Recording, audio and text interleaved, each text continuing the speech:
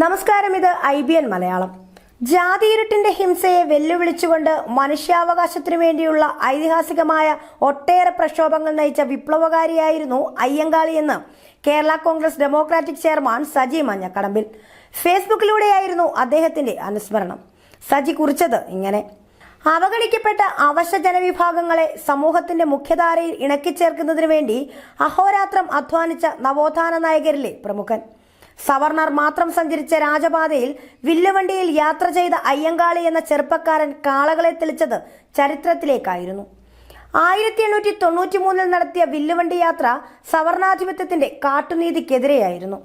വെളുത്ത മുണ്ട്, വെളുത്ത അരക്കയ്യൻ ബനിയൻ, വെളുത്ത തലക്കെട്ട് എന്നിങ്ങനെയായിരുന്നു അയ്യങ്കാളിയുടെ അന്നത്തെ വേഷം. അന്ന് വരെ അരയ്ക്കുമേലോട്ടും മുട്ടിന് കീഴോട്ടും മുണ്ടു നീട്ടി ഉടുക്കാൻ അവർണർക്ക് വിലക്കുണ്ടായിരുന്നു. 1870 ജൂലൈ 9 പൊതുവഴിയിലൂടെ ചക്രത്തിലോടുന്ന വാഹനങ്ങൾ ഉപയോഗിക്കുന്നതിന് എല്ലാ വിഭാഗക്കാർക്കും അവകാശങ്ങൾ നൽകിക്കൊണ്ട് ഉത്തരവിറക്കിയിരുന്നു. എന്നാൽ പ്രമാണിമാരുടെ എതിർപ്പ് മൂലം ഈ ഉത്തരവ് നടപ്പായിരുന്നില്ല. ഈ ഉത്തരവ് നടപ്പിൽ വരുത്തുന്നതിന് വേണ്ടിയാണ് ഇരട്ടക്കാളകൾ വലിച്ചിരുന്ന അലങ്കരിച്ച വില്ലുവണ്ടിയിൽ തലപ്പാവണിഞ്ഞ് തിരുവനന്തപുരം വെങ്ങാനൂരിൽ നിന്നും ബാലരാമപുരം ആറാലുംമൂട് വഴി പുത്തൻകടവ് ചന്തയിലേക്ക് അയ്യങ്കാളി യാത്ര ചെയ്തത്. അടിച്ചമർത്തപ്പെട്ട അധസ്ഥിതന്റെ ഐതിഹാസികമായ വിമോചനയാത്രയായിരുന്നു അത്. കല്ലുമാല സമരവും പെരുന്നാൾ സമരവുമെല്ലാം അയ്യങ്കാളി നടത്തിയിട്ടുള്ള ചരിത്ര സമരങ്ങളായിരുന്നു.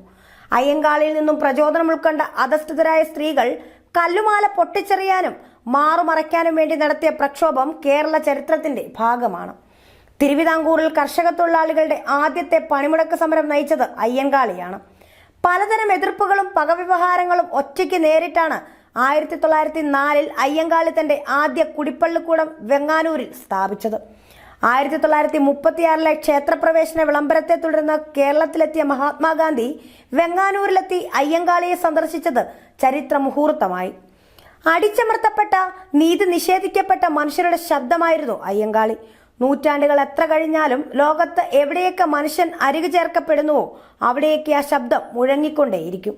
ഇങ്ങനെയാണ് അദ്ദേഹത്തിന്റെ കുറിപ്പ് അവസാനിക്കുന്നത്. News desk IBN Malayalam.